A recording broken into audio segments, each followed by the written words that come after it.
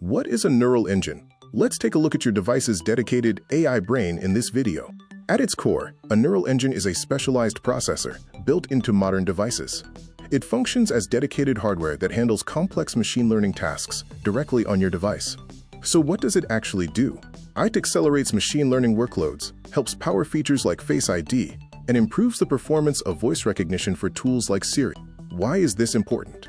It ensures battery efficiency by handling tasks instantly, keeps your data private by processing it locally, and provides high speeds for AI-powered features. Is there another tech acronym you've been seeing online lately?